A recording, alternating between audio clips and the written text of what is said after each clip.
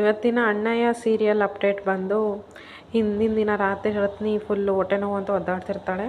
ಈ ಕಡೆ ಪಾರು ಮಾದಪ್ಪನ ಮನೆ ಹೋಗಬೇಕು ಅಂತ ಅಂದ್ಕೊಂಡು ಹೋಗ್ತಾ ಇರಬೇಕಾದ್ರೆ ಅವಳ ತಂಗಿ ಚೋಟು ಬಂದ್ಬಿಟ್ಟು ಹೇಳ್ತಾಳೆ, ಇವಳು ರಾತ್ರಿ ಎಲ್ಲ ಹಿಂಗೆ ಒದ್ದಾಡ್ತಾ ಇದ್ಲು, ನಿಮ್ಮ ಹತ್ರ ಹೇಳ್ಬೇಡಿ ಅಂತ ಹೇಳಿದ್ದಾಳೆ ಅಂತ ಅಂದಾಗ ರತ್ನಿ ಇದ್ದವಳು ಹೇಳ್ತಾಳೆ, ಹೌದು ನಾನು ಜಾತ್ರೆ ಟೈಮಲ್ಲೇ ನಂದು ಡೇಟ್ ಇತ್ತು, ಆದರೆ ಆಗಿಲ್ಲ, ಏನಾದ್ರು ಅಪಚಾರ ಆಗಿದ್ರೆ ಹಿಂಗಾಗುತ್ತೆ ಅಂತ ಹೇಳ್ತಿದ್ರು, ಹಂಗೇನಾದ್ರು ಮಾಡಿದ್ದೀನೋ ಏನೋ ಅಂತ ಅಂದ್ಕೊಂಡು ಹೇಳಿದಾಗ ಪಾರು ಹೇಳ್ತಾಳೆ, ನಂಬಿಕೆ ಇರಬೇಕು ಆದರೆ ಮೂಢನಂಬಿಕೆ ಇರಬಾರ್ದು, ನಿಂಗೆ ಯಾವಾಗಿಂದ ಹಿಂಗೆ ಆಗ್ತಿದೆ ಅಂದಾಗ ಪ್ರತಿ ತಿಂಗಳು ಹಿಂಗೆ ಆಗುತ್ತೆ ಅಂತ ಚೋಟು ಹೇಳಿದಾಗ ಸರಿ ಆಯಿತು, ನಾವು ಸಿಟಿಗೆ ಹೋಗ್ಬಿಟ್ಟು ಸ್ಕ್ಯಾನಿಂಗ್ ಮಾಡಿಸೋಣ ಅಂತ ಅಂದಾಗ ಆ ಚೋಟು ಇದ್ದವಳು ಹೇಳ್ತಾಳೆ, ಸ್ಕ್ಯಾನಿಂಗ್ ಹಂಗೆ ಇದಕ್ಕೆಲ್ಲ ಸ್ಕ್ಯಾನ್ ಮಾಡ್ತಾರೆ ಅಂತ ಹೇಳಿದ ಕೇಳಿ ನಿಂಗೆ ಇದನ್ನೆಲ್ಲ ಸ್ಕೂಲಲ್ಲಿ ಹೇಳ್ಕೊಟ್ಟಿಲ್ವಾ ಅಂದಾಗ ರತ್ನಿ ಹೇಳ್ತಾಳೆ, ನಾವು ಇಂಥದ್ದನ್ನೆಲ್ಲ ಸ್ಕೂಲಲ್ಲಿ ಹೇಳ್ಕೊಡಂಗಿಲ್ಲ ಅದಕ್ಕೆ ಅಂತ ಅಂದಾಗ ಸರಿ ಆಯಿತು, ನಾನು ಇದನ್ನು ಈ ನಮ್ಮೂರಿನ ಹೆಣ್ಮಕ್ಳಿಗೆ ಇದನ್ನೆಲ್ಲ ಹೇಳ್ಕೊಡಂಗೆ ನಾನು ಮಾಡ್ತೀನಿ ಅಂತ ಹೇಳಿ ಸ್ಕ್ಯಾನಿಂಗ್ ಮಾಡ್ಸೋಕೆ ಹೋಗೋಣ ಅಂತ ಹೇಳ್ತಾಳೆ. ಆಗ ರತ್ನಿ ಇದ್ದೋಳು ಸ್ಕ್ಯಾನಿಂಗ್ ಎಲ್ಲ ಒಳ್ಳೇದಾಯ್ತಾ, ಅದಕ್ಕೆ ಎಲ್ಲ ಸರಿಯಾಗೈತಾ ಅಂತಾಗ ಆ ಥರ ಏನು ದೊಡ್ಡದ ಅವಶ್ಯಕತೆ ಇಲ್ಲ, ಪ್ರಾಬ್ಲಮ್ ಇಲ್ಲ, PCOS ಅಂತ ಏನಾದ್ರು ಸಮಸ್ಯೆ ಇರ್ಬೋದು ಅಂತ ಹೇಳ್ಬಿಟ್ಟು ಅವರನ್ನು ಸಮಾಧಾನ ಮಾಡಿಬಿಟ್ಟು ಹೊರಡ್ತಾಳೆ. ಈ ಕಡೆ ಪಾರು ಮನೇಲಿ ಅವ್ರ ಚಿಕ್ಕಮ್ಮ ಅವಳ ಗಂಡ ಮಾಡಿದಂದರೆ ಅಣ್ಣ ಹಿಂಗೆ ಮಾಡಿದ್ದು ಮಾಟ ಮಂತ್ರ ನೆನಪು ಮಾಡ್ಕೊಂಡು ಯೋಚನೆ ಮಾಡ್ತಿರ್ತಾಳೆ. ಪಾರು ಅಮ್ಮ ಅವ್ರ ಅದಕ್ಕೆ ಮುಟ್ಟಿದ್ದನ್ನ ಸ್ಪರ್ಶನ ನೆನಪು ಮಾಡ್ಕೊಂಡು ಅದು ನಮ್ಮ ಅದಕ್ಕೇನೆ ಅಂತ ಅವಳು ಯೋಚನೆ ಮಾಡ್ತಿರ್ತಾಳೆ.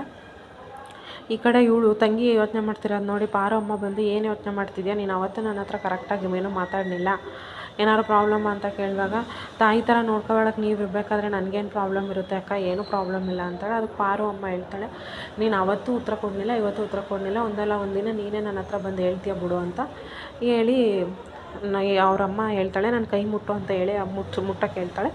ಅವಳು ಮುಟ್ಟಾಗ ಅಯ್ಯೋ ಇದು ಅವ್ರದ್ದಲ್ಲ ಅಂತ ಹೇಳ್ತಾಳೆ. ಏನಕ್ಕ ಅಂತ ಕೇಳಿದಾಗ ಏನಿಲ್ಲ ಬಿಡು ಅಂತ ಹೇಳ್ಬಿಟ್ಟು ಅವರಿಬ್ಬರು ಅಲ್ಲಿಂದ ಹೋಗ್ತಾರೆ.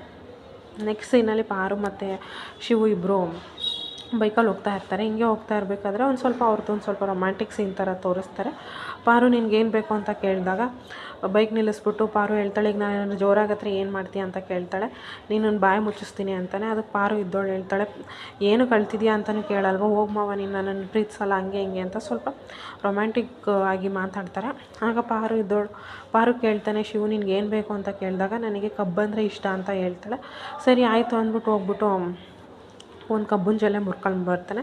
ಅದನ್ನು ನೋಡಿ ಪಾರು ಎಲ್ಲಿಂದ ಮಾವ, ಎಲ್ಲಿಂದ ಕತ್ಕೊಂಡು ಬಂದ ಅಂತ ಕೇಳ್ತಾಳೆ. ಹೌದು ನನ್ನ ಹೆಸ್ರಿಗೆ ಮಾತ್ರ ಶಿವು, ಆದರೆ ನಾನು ಮಾಡೋ ಕೆಲಸ ಎಲ್ಲ ಕೃಷ್ಣನ ಥರ ಕಳ್ಳ ಕೃಷ್ಣ ಅಂತ ಅಂದಾಗ ಪಾರುಗೆ ಕಬ್ಬು ತಿನ್ನೋಕ್ಕೆ ಇವನು ಶಿವು ಹೆಲ್ಪ್ ಮಾಡ್ತಾನೆ.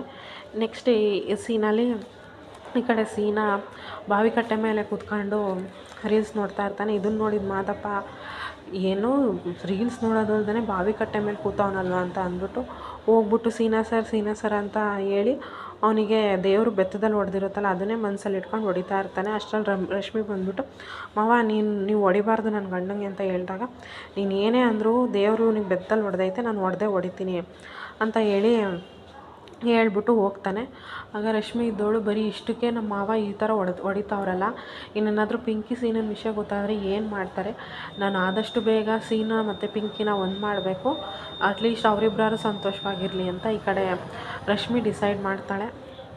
ಹಾಗೆ ನೆಕ್ಸ್ಟ್ ಸೀನಲ್ಲಿ ಪಾರು ಶಿವು ಅಂಗಡಿಗೆ ಹೋಗ್ತಾಳೆ.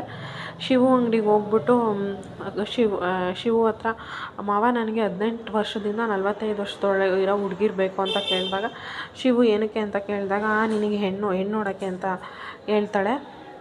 ಆಗ ಶಿವು ಸ್ವಲ್ಪ ಡ್ರಾಮಾ ಮಾಡ್ತಾನೆ, ನಾಚಿಕೆ ಆಗೋ ಥರ. ಅದೇ ಇವತ್ತಿನ ಅಪ್ಡೇಟು.